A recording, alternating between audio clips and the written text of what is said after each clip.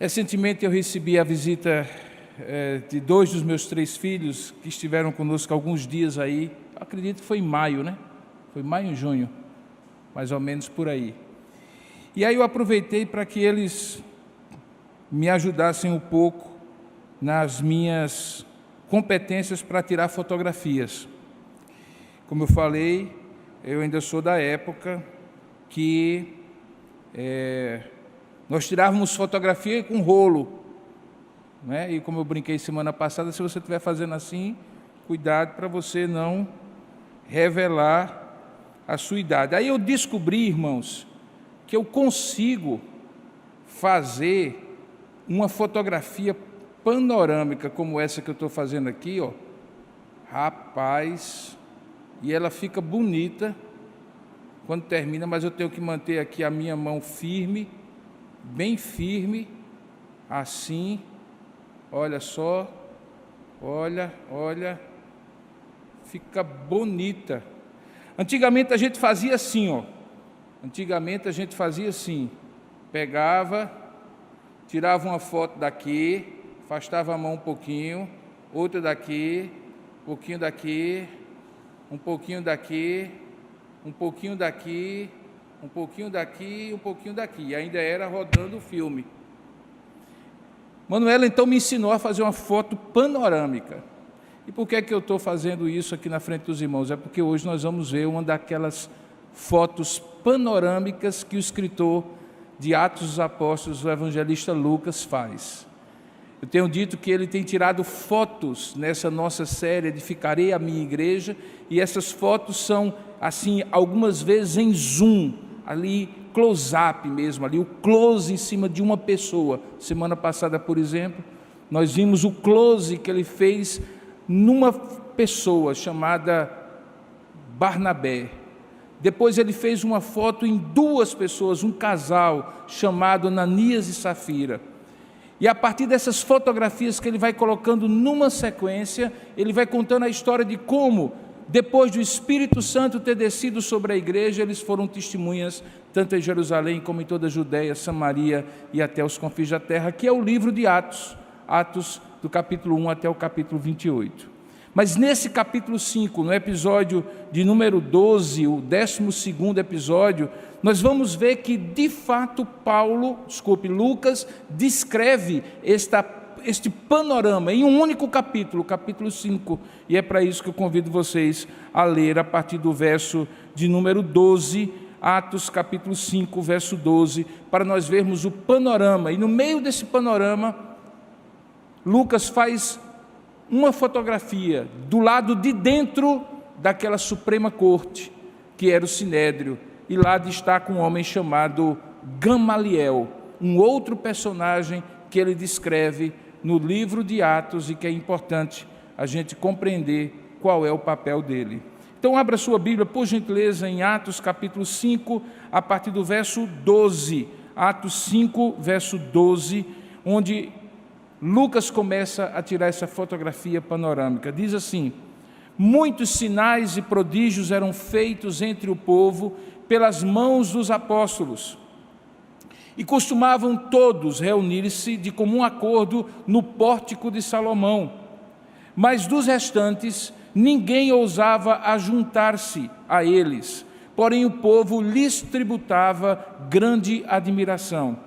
E crescia mais e mais a multidão dos crentes, tanto homens como mulheres, agregados ao Senhor, a ponto de levarem os enfermos até pelas ruas e os colocarem sobre leitos e macas, para que, ao passar os enfermos, ou melhor, ao passar Pedro, ao menos a sua sombra se projetasse em algum deles.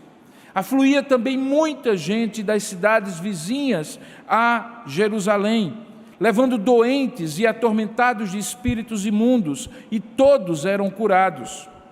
Levantando-se, porém, o sumo sacerdote e todos os que estavam com ele, isto é, a seita dos saduceus, tomaram-se de inveja, prenderam os apóstolos e os recolheram à prisão pública.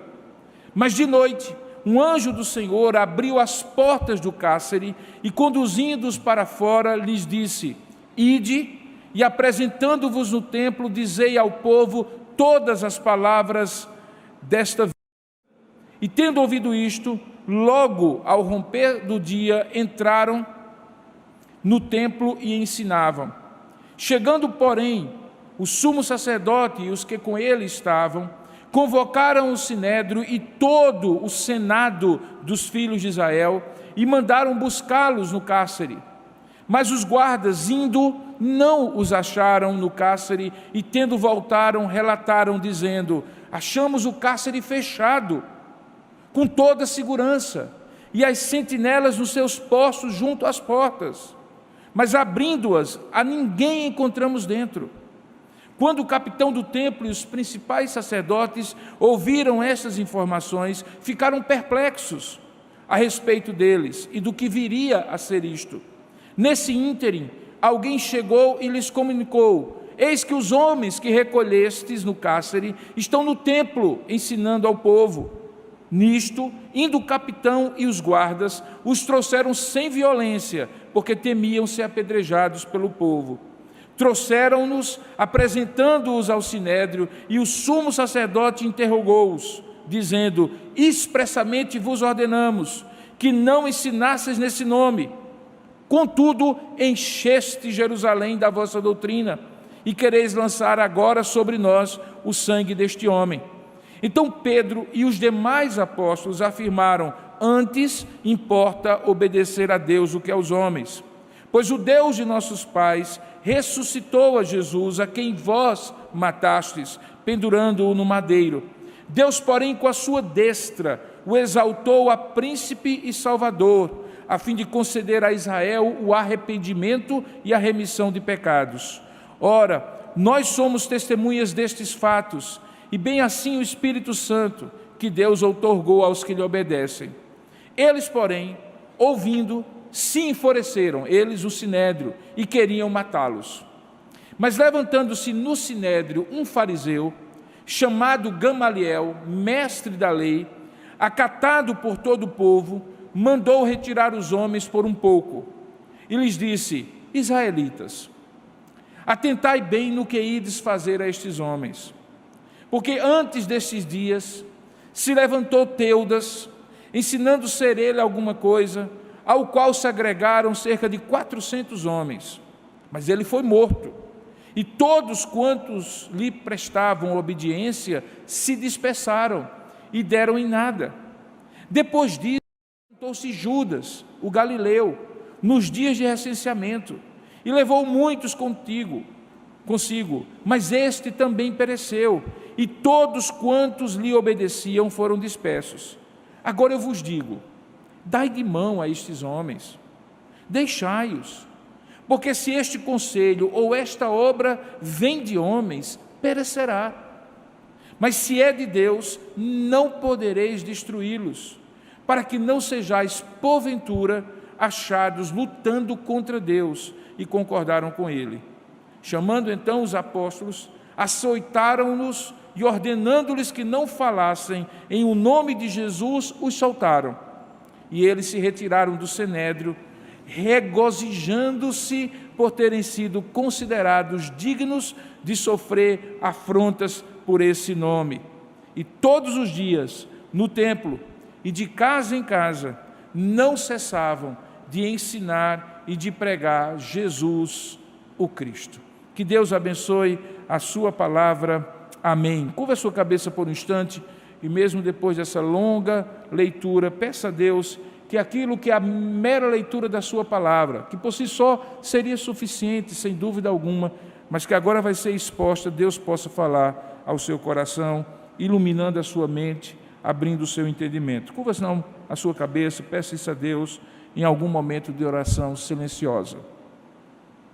Senhor, nosso Deus e nosso Pai, nós louvamos e bendizemos o Teu santo nome, porque pela Tua graça o Senhor nos permitiu chegar a este lugar e nos deu o privilégio de Te adorar nesta noite, de ouvir a Tua voz pela exposição da Tua palavra. Fala conosco, Senhor, abre o nosso entendimento, que o Senhor possa trazer à nossa compreensão esse texto tão rico da Tua palavra e nos ensinar nesta noite. pois é assim que nós te oramos e te agradecemos, em nome e para a glória de Jesus. Amém. Queridos, a narrativa de Atos, como é perceptível, ela frequentemente é repetitiva. Eu diria, talvez, alguns fatos dela são repetidos ou são enfatizados, embora cada um deles com nuances e aspectos bem distintos. Se você estiver nos acompanhando nessa sequência, dessa primeira temporada, dessa série Edificarei a Minha Igreja, que trata do que aconteceu no início daquela igreja em Jerusalém, você deve ter pensado assim: eu já ouvi essa história em outro momento. Não é uma repetição, não é a mesma história que por algum erro de impressão foi colocado uma depois da outra. Será que Lucas não está novamente fazendo aqui a mesma alusão aos mesmos fatos, com os mesmos personagens? Aqui a gente encontra apóstolos pregando e sendo proibidos de pregar, sendo presos e tendo a oportunidade de se dirigir ao Sinédrio e pregar o Evangelho, depois sendo soltos e ameaçados. E quando soltos, juntam-se com a igreja e se regozijam por aquelas ameaças e até mesmo pelos açoites. Eu não já vi isso antes. Eu vou dizer a você sim e não. Em certo sentido, sim. Essa história vem acontecendo desde o capítulo 2, e já é a terceira ocasião em que essa mesma sequência ocorre. Isso tem uma razão. Lucas está tentando estabelecer o fato de que naquele início da igreja em Jerusalém, aquele pequeno grupo de 120 pessoas, contando aí os apóstolos, que tinham se multiplicado inicialmente para 3.000, depois chegado a 5.000, e como você vê agora, ele nem tem mais a conta de quantos, porque diz que uma numerosa multidão, e muitos ali se aglomeravam e agregavam-se ao Senhor. Ele está enfatizando que à medida que a igreja foi crescendo, assim como algo estranho a um corpo, no caso, aquela cultura política, judaica, religiosa, e foi expandindo os seus limites, atingindo pessoas, talvez de várias classes sociais no judaísmo, alguns até que eram bastante zelosos no judaísmo, gente que frequentava o templo e que de repente ouvia lá no pórtico de Salomão a pregação dos apóstolos e passou a caminhar com eles e a crer em Cristo como Messias. À medida que tudo isso vai acontecendo, aquele incômodo para o status quo, para o sistema religioso, cultural e político judaico daquela época também vai aumentando. É nítido que aqui, apesar da história parecer muito com os dois episódios anteriores, nós vemos algumas diferenças, e algumas diferenças claras. A primeira delas é que agora não apenas Pedro e João são presos, mas todos os outros apóstolos também. O que parece nos indicar que a pregação que eles faziam naquele pórtico de Salomão, que eu já mencionei anteriormente, não estava mais sob a responsabilidade apenas daqueles dois primeiros citados em Atos capítulo 3, quando eles curaram aquele coxo de nascença, e depois teve aquela oportunidade de juntar-se ali 5.000 pessoas, e com 5.000 pessoas naquela grande alameda de colunas que ficava do lado oriental do templo, começaram ali uma verdadeira reunião de um grupo de cristãos de origem judaica no seio do judaísmo, que era a esplanada do templo em Jerusalém. É perceptível que à medida em que outros apóstolos, assim como Pedro e assim como João, começaram a se alternar e pregar nas horas de oração, às 9, meio-dia, 3 horas, final da tarde inclusive, muitos ali começaram a perceber que aquele problema era um problema maior do que eles tinham inicialmente imaginado. E quem percebeu foi o Sinédrio. Novamente Anás, Caifás começam a perceber o risco iminente que aquele grupo de pessoas que eram judeus, que tinham se tornado cristãos, que se reconheciam como um grupo que não era judeu mais, no sentido de ser apenas uma seita dentro do judaísmo, mas começa a se identificar de maneira muito distinta daquelas seitas dos fariseus, dos judeus saduceus, dos herodianos, dos essênios, dos zelotes e tantos outros pequenos grupos do judaísmo, eles começam a fazer uma perseguição mais sistemática. Você percebe, por exemplo, nesse texto, que não apenas os 12 apóstolos são presos, e não apenas Pedro e João, mas eles são presos pela primeira vez numa cadeia pública. E pela polícia do templo. Veja, aparece aqui a figura do capitão do templo e seus guardas. Era uma espécie de polícia legislativa que tem, por exemplo, no Senado, na Câmara dos Deputados, que presta um serviço específico de guardar o patrimônio daquele local, mas também aqueles que são detentores daquele poder. E que tem naquela circuncisão, ou melhor, naquela circunscrição, naquela jurisdição, poder de polícia. Antes, eles tinham sido guardados na casa de Anás e Caifás para que no tempo devido Pedro e João respondessem aos questionamentos do Sinédrio. Agora não. Agora eles escrevem, eles determinam uma ordem de prisão, naquele sistema que misturava política e religião do primeiro século, que dava poder ao sumo sacerdote de fazer um julgamento. Por isso Jesus foi julgado por Anás e Caifás e não apenas por Pôncio Pilatos, e manda-os prender, e eles são efetivamente presos, e são efetivamente presos na cadeia pública. Perceba que uma outra diferença é que, ao contrário dos primeiros casos, em que eles são livres a partir do momento em que fazem uma defesa, e essa defesa mostra que eles não têm motivo de estar presos, agora eles são miraculosamente, sobrenaturalmente livres. Um anjo é enviado, esse anjo abre de uma maneira assim inexplicável o acesso deles para fora, eles saem, voltam ao templo, e quando sabem, tomam conhecimento do Sinédrio, que eles estavam pregando de novo no templo, eles mandam lá uma comissão, uma sindicância, e verificam que está tudo fechado, mas de alguma maneira miraculosa, eles tinham saído.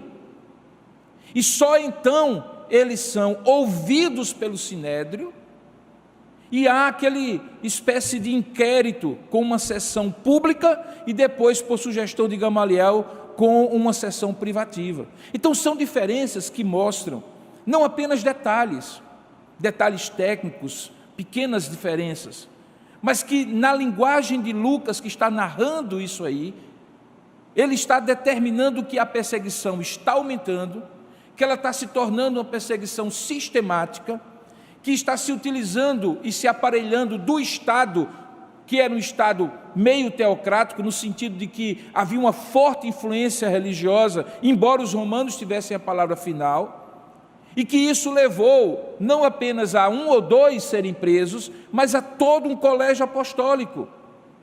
Como vocês vão ver posteriormente, isso vai implicar que lá na frente, uma perseguição generalizada expulse os cristãos, ou a grande maioria deles, de Jerusalém. E mais, que os primeiros mártires, aqueles que vão morrer pela fé, por serem cristãos, aconteça. Lucas então está numa progressão de uma narrativa que não é apenas uma repetição de fatos, é uma repetição de alguns fatos semelhantes, mas com uma gravidade maior, que vai implicar num momento crucial, que é esse momento que o próprio texto descreve aqui. Se você voltar os seus olhos, você vai perceber que toda essa leitura que nós fizemos, de mais de 30 versos, ou 30 versos para ser mais exato, tem primeiramente um relato de como, depois daquele episódio triste de Ananias e Safira, que vai até o verso 11, do versículo 12 a 16, alguma coisa é descrita de como aqueles irmãos viviam. Muitos sinais e prodígios eram feitos, eles costumavam reunir-se, veja aí o verso 12, no local onde acabou se tornando o local de reunião deles, já que eles não tinham templo, que era chamado de Pórtico de Salomão, que esse ajuntamento realmente era cada vez maior, mas que de um modo geral havia uma certa resistência do povo, admiração por um lado, mas resistência por outro, porque eles já tinham ouvido 2 relatos de perseguição, e muitos faziam uma conta simples: não vamos se juntar com esse pessoal, porque corre o risco da gente também ser preso. Por isso que diz no verso 13, do restante, ninguém ousava juntar-se com eles, embora o povo lhes tributava grande admiração.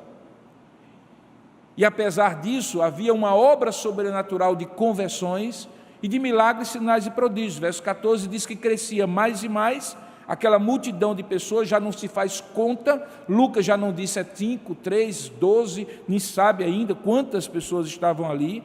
E também aquela convicção generalizada, inclusive do povo, semelhante ao tempo de Jesus, de que havia ali uma possibilidade de Deus operar milagres por mão daqueles homens. Veja que no verso 15 e no verso 16, a fama deles ultrapassa Jerusalém, chega às cidades vizinhas de Jerusalém, e eles começam a achar que a mera sombra de Pedro, que pudesse se projetar por alguém ou sobre alguém que estivesse doente na beira do caminho, era suficiente para curar. O texto não diz que era suficiente, mas era assim a convicção que eles tinham, porque a essa altura a fama daquela igreja, de ser uma igreja que pregava com ousadia, mas ao mesmo tempo operava milagres, sinais e prodígios, era muito grande. A única coisa que fazia com que aquilo não fosse unânime era o receio do povo de se juntar a eles e correr o risco de ser preso com eles, como já havia acontecido com Pedro e João. E segundo, a oposição que vai crescendo por parte do Sinédrio. E você vê então aí, no verso 17, quando Lucas diz, levantando-se porém, esse porém é porque estava contando uma história toda positiva, e agora ele vai contar que havia problemas, e por isso ele usa o porém, levantando-se o sumo sacerdote e os que estavam com ele, ou seja, uma das seitas do judaísmo, que dominava as altas classes da Suprema Corte, chamadas saduceus, eles prenderam os apóstolos antes mesmo de proibi-los de pregar. E diz o texto no verso 17 que eles fizeram isso tomados pela inveja e os recolheram à prisão pública. Como eu falei naquele episódio em que eu falei que o império contra-ataca, houve uma reação daqueles que ali estavam, a reação do sistema. A questão era mesmo de território político e religioso. Eles se sentiram ameaçados pelo cristianismo. E como eles não tinham argumento contra, eles, dessa vez, nem quiseram fazer uma audiência. Eles mandaram prender e mandaram prender na cadeia pública. É verdade que é possível que eles fizeram isso, porque poderiam considerar aqueles apóstolos como reincidentes. E por que nós podemos dizer isso? Porque, veja, quando eles voltam um pouquinho mais na frente e são ouvidos pelo Sinédrio, no verso 28, o Sinédrio diz para eles, o sumo sacerdote diz para eles, olha, antes nós expressamente vos ordenamos que não ensinasseis nesse nome, contudo encheste Jerusalém da vossa doutrina, e agora estáis novamente querendo lançar o sangue deste homem, que é Jesus, sobre nós. Então é possível que o fato deles nem terem direito a uma audiência e serem levados direto para a prisão, decorre do fato de que o Sinédrio já tinha, e tinha esse poder mesmo, do ponto de vista religioso e político, de fazê-los calar, e o Sinédrio já tinha dito para eles que eles não podiam pregar. Então é perceptível aqui que o que Lucas está descrevendo é que, se por um lado a igreja está crescendo, operando milagres e sinais e prodígios, o sistema está novamente se articulando, e agora de maneira sistemática e ainda mais intensa. Como você pode perceber aqui, eles são todos presos, não apenas Pedro e João, como eu já falei, embora tivessem sido presos sem violência, veja aí no verso 26, porque obviamente eles temiam ser apedrejados pelo povo, era o mesmo receio que eles tinham tido com Jesus no dia em que Jesus entrou triunfalmente em Jerusalém, e também depois que eles prenderam Pedro e João na prisão anterior. Mas o fato é que eles recolheram aqueles homens no cárcere, e só o milagre daquele anjo que foi enviado para abrir a prisão, e aqui nós temos uma coisa muito interessante, muito importante para a gente perceber. Lucas está descrevendo uma intervenção sobrenatural de Deus contra um mandato, contra uma ordem que é ilegítima do Estado, representado ali pelos capitães do templo, pelo capitão do templo, por Anás e Caifás. Isso aí vai ser um tema que vai atravessar todo o livro de Atos, em alguns outros momentos. Essa grande questão, se o cristão naquela época deveria, e também na nossa, obedecer mais a Deus do que aos homens, vai ser repetidamente colocada nessas circunstâncias. Ou seja, que em algum momento haverá uma decisão, e se a decisão for do Estado entrar na esfera da igreja, Deus poderá intervir, como acontece frequentemente em Atos, e os cristãos deveriam ser, de maneira muito clara, obedientes mais a Deus do que ao homem. Você observa que é justamente esse o tema que Pedro, verso 29 em diante, e os apóstolos afirmaram, quando eles colocam esse ponto como tema da fala ao Sinédrio: antes importa obedecer a Deus do que aos homens, e então novamente pregam, e pregam aquilo que nós estamos chamando, e que a Bíblia chama, os comentaristas chamam de querigma, os 4 pontos básicos da pregação da igreja primitiva: que Cristo veio, que Cristo sofreu, morreu na cruz, que Ele ressuscitou e Ele voltará. E é claramente isso que ele prega aqui. A reação, a partir do verso 33, é uma reação dupla, e é aqui que entra a figura de Gamaliel. Veja, aqueles que tinham ouvido na primeira prisão e só depois prendido, que agora tinham prendido e só depois da intervenção do anjo começam a ouvi-lo, aqueles que tinham primeiro prendido de maneira religiosa na casa de Anás e Caifás e depois de maneira pública na prisão pública em Jerusalém, agora eles começam a considerar a possibilidade de matar aqueles apóstolos. Veja o verso 33, eles, porém, ouvindo o sermão que Pedro havia falado, que está aqui bem resumido, obviamente só o esboço, como Lucas, porque é um sermão semelhante aos 2 anteriores que Pedro pregou, um diante do Sinédrio e outro diante da multidão em Atos capítulo 2, no dia de Pentecostes. Diz o texto que eles se enfureceram e queriam matá-los. Então eles chegaram ao limite do que seria razoável. Eles, se assim fizessem, eles estariam fazendo com os apóstolos pior do que fizeram com Jesus. Lembra que no momento em que Jesus é trazido diante da multidão por Pôncio Pilatos, acusado pela multidão e pelos seus líderes, a grande questão era: Pôncio Pilatos não encontrou nenhum pecado em Jesus, e devolve para eles a seguinte situação: julgai vós mesmos segundo a vossa lei. E se quereis matar, matai vós mesmos. E aí eles dizem que não tinham jurisdição, competência, alçada, direito de fazer isso segundo a lei de Moisés. Mas agora eles jogaram os escrúpulos às favas. E o problema estava se tornando tão grande. Problema esse que eles pensavam que já tinham acabado quando mataram Jesus, e que de repente aparece e vai aumentando e criando situações ainda mais complicadas, que agora, sem julgamento, eles então decidem querer matar Jesus. O texto deixa muito claro, eles estavam enfurecidos e queriam matá-los. E nesse momento surge a voz da sensatez. Gamaliel era de uma das escolas mais importantes do judaísmo da época, da escola de Hilel. Hilel era um rabi conhecidíssimo pela sua interpretação moderada da lei de Moisés. Esse Gamaliel tinha uma quantidade enorme de discípulos que seguiam uma visão mais moderada, uma visão mais menos radical, se fosse no islamismo, menos xiita, como se fala. E, consequentemente, Hilel havia moldado os seus discípulos, dentre os quais Gamaliel era um deles, numa visão de considerar a lei do Senhor como uma expressão da vontade de Deus, sem dúvida alguma, mas de uma vontade que precisava ser compreendida à luz de cada situação.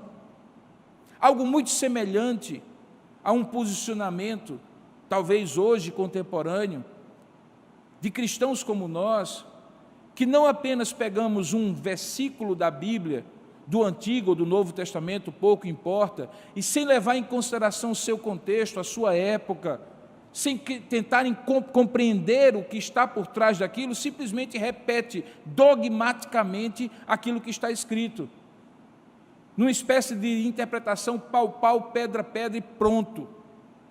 Gamaliel não era dessa escola e ele estava ali no meio do sinédrio como sendo uma das pessoas mais bem respeitadas. Veja que no verso 34 é dito que ele é mestre da lei e acatado por todos, por todo o povo. É esse Gamaliel diante de quem e aos pés de quem, ninguém mais, ninguém menos do que um jovem chamado Saulo de Tarso é criado do ponto de vista da sua teologia judaica. Esse Saulo de Tarso, como você sabe, vem se tornar o apóstolo Paulo. E ele mesmo diz no capítulo 22, quando vai fazer uma defesa, que ele foi um homem criado aos pés de Gamaliel.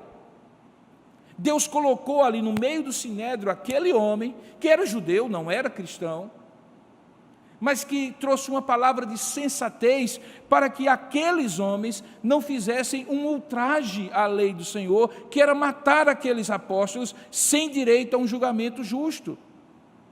E como é que ele faz isso? Primeiramente, ele pede para que os homens que estão sendo acusados, os apóstolos, sejam retirados. Ele pede uma sessão privativa, interlocutória, só com os membros da corte. Os membros da corte eram cerca de 70, alguns dizem 71, 72 judeus, mestres da lei dos vários segmentos do judaísmo. Para ser um membro do sinédrio, você tinha que ser um homem maduro, embora necessariamente, como você pode perceber, as atitudes não eram maduras, mas tinha que ser um homem respeitado. Era a Suprema Corte para tratar de assuntos desde a lei civil, criminal, como também a lei do Senhor e os aspectos religiosos. Então aquela assembleia ficou ali numa sessão privativa.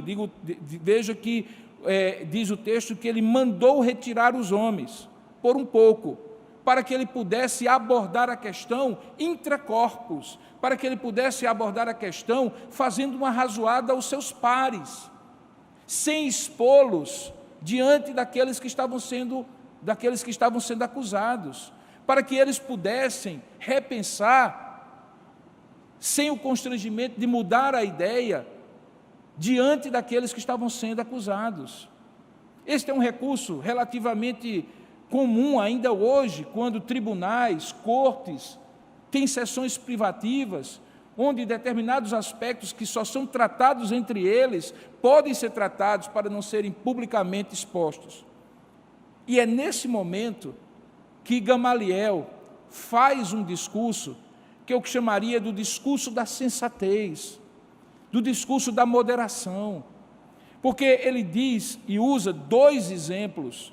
O exemplo de um homem chamado Teudas, que segundo ele, tempos atrás daquele episódio, havia juntado 400 homens, dizendo ser alguma coisa, provavelmente dizendo ser um Messias ou um profeta, e em dado momento ele foi morto. A história diz, contada por Joséfo, no livro As Antiguidades do Povo Judeu, que os próprios seguidores de Teudas haviam matado por inveja ou por busca de poder. E diz o texto que todos quanto lhe prestavam obediência, veja aí o verso 36, Gamaliel, relembrando aquela corte, se dispersaram e não deram em nada. Depois ele traz um segundo exemplo de um homem chamado Judas, da região da Galileia, que aproveitando o momento do recenseamento, que era um momento que tinha dificuldades, porque o povo se movimentava, ia para um lado e para o outro, porque normalmente o recenseamento era feito no lugar do seu nascimento, você tinha que voltar, seja de onde você estivesse, para a sua cidade de origem. A mesma coisa aconteceu, ele trouxe muitos consigo numa espécie de movimento de rebelião, talvez contra a própria liderança judaica ou contra os romanos, e todos aqueles que lhe obedeciam também em algum momento lhe foram dispersos. Então, a partir desses dois exemplos, Judas o Galileu e Teudas, Gamaliel então põe o seu ponto. E qual é o seu ponto? Irmãos, se isto que está acontecendo agora, por mão desses apóstolos, em nome desse Jesus, for de Deus, prevalecerá.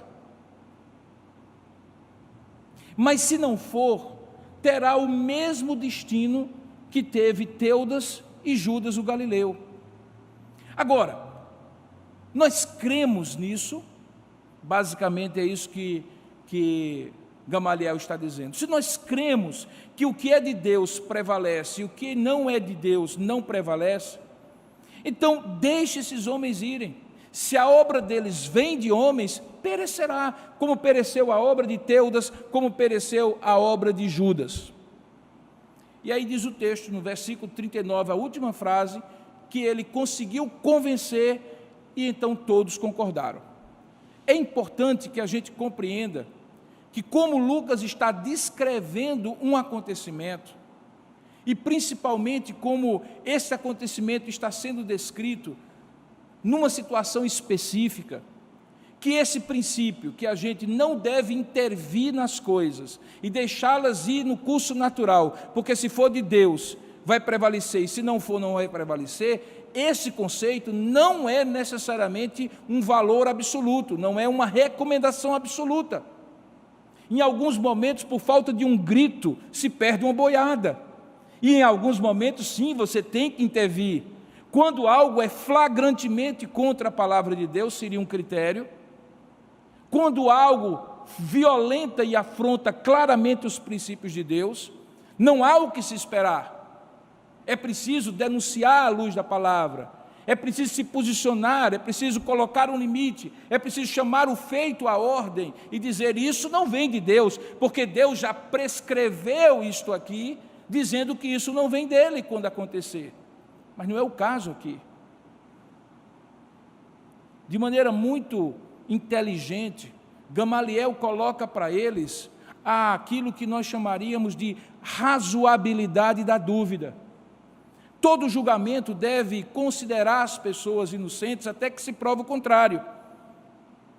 Tem que haver uma capacidade da corte provar que alguém é culpado para além de uma dúvida razoável. E o que ele está colocando aqui é: e se isso for de Deus, e vocês se virem lutando contra Deus? Veja aí o verso 39. E se vocês estiverem trabalhando contra Deus? Se isso for alguma coisa incompreensível no momento para nós, mas que depois lá na frente vai perceber-se como algo de Deus, vocês terão a responsabilidade para a história, para vocês, para os filhos, de fazerem aquilo que fizeram.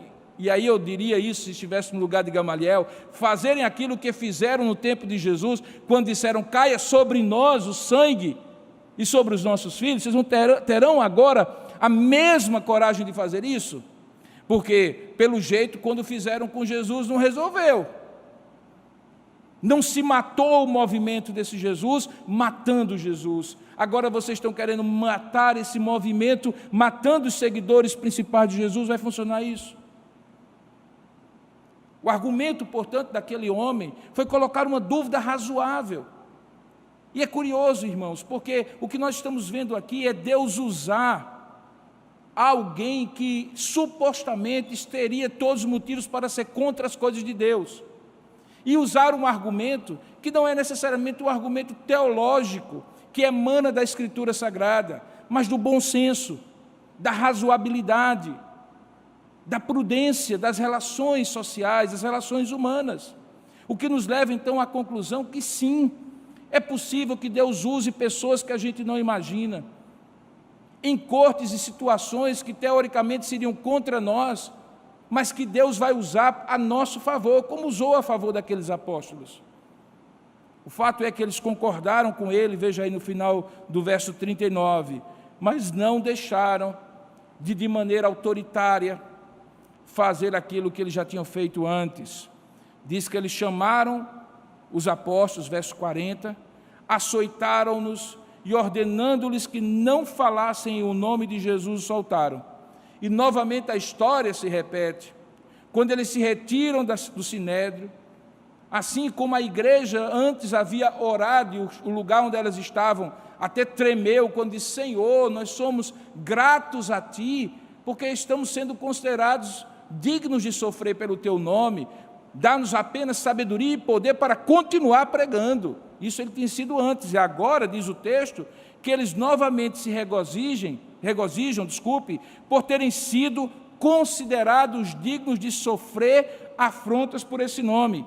E aí diz o texto: e todos os dias no templo e de casa em casa não cessavam de ensinar e de pregar Jesus o Cristo. Percebam então, irmãos, que esse texto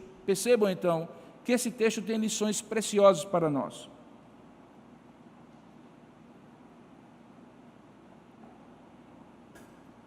É possível ver semelhanças com aquilo que tinha acontecido antes, mas em cada situação concreta, Deus dará uma forma diferente de agir em favor do seu povo. Antes, anjo nenhum tinha entrado na história, anjo agora entra. Antes, Gamaliel nenhum tinha sido pronunciado dentro do sinédrio, mas à medida em que a coisa se agravou, Deus usa um homem dentro do sinédrio. O que é que nos faz ter certeza de que Deus, na medida em que formos fiéis e continuarmos fazendo a obra, vai sempre conduzir-nos em êxito, conduzir-nos na direção do que Ele tem para nós, não necessariamente nos poupando dos problemas ou das lutas. É a certeza de que se nós fizermos aquilo que a nós compete fazer, nós sempre vamos contar com a boa vontade de Deus para conosco, o que não significa dizer que seremos isentos e imunes de problemas, mas nunca seremos abandonados pelo Senhor em circunstância alguma, como aqueles apóstolos não foram. A grande lição que Lucas está querendo é que quando o sarrafo baixar com mais força, não desista daquilo que você crê, não abra mão daquilo que você prega, seja prudente, porque Deus haverá de dar algum tipo de livramento, algum tipo de libertação, algum tipo de consequência positiva, mesmo que você passe por lutas e provações. É como se Lucas estivesse dizendo: essa igreja, que vai chegar até os confins da terra, vai passar por coisa muito pior. Poucos capítulos depois desse capítulo 5, nós vamos ver um dos apóstolos ser martirizado, o apóstolo Tiago, irmão de João, um dos 4 primeiros. Nós vamos ver Estevão, um dos diáconos que vai ser eleito no capítulo seguinte, ser martirizado. Isso tudo ainda ali, em Jerusalém, fora os outros que serão martirizados e perseguidos no futuro. Deus está preparando essa igreja, dizendo assim: quando se intensificar a reação, saiba, eu também intensificarei o meu cuidado, eu usarei gente que vocês jamais podem imaginar, eu usarei pessoas em lugares onde você jamais poderá pensar, por meios que você jamais poderia prever, porque eu estou no controle das circunstâncias, desde que você tenha um cuidado só, que é de manter-se na linha daquilo que eu tenho para a sua vida, eu cuidarei de ti. Não significa que todas as vezes que você esperar que determinada solução acontecerá, ela virá da maneira como você espera. Mas de uma coisa você pode ter certeza: o mesmo Deus que leva, como pastor amado que Ele é, ovelhas para pastos verdejantes e águas tranquilas, Ele também está conosco no vale da sombra da morte. A sua vara e o seu cajado como pastor nos consolam. E a bondade e a misericórdia do Senhor nos acompanhará todos os dias da nossa vida, e habitaremos na presença do Senhor para todo sempre. Isso é o Salmo 23, aplicado a esse contexto. Por isso essa igreja cantava, se regozijava, louvava a Deus, mesmo passando pelo que passava. Eu costumo dizer, irmãos, isso aqui é importante para você saber disso, que facilidade gera flacidez. E eu não estou falando apenas do nosso corpo, quando nós não o exercitamos, quando nós não cuidamos dele. Eu estou falando do nosso espírito. Não é verdade que quando nós somos mais provados, é o tempo em que mais buscamos o fortalecimento do Senhor?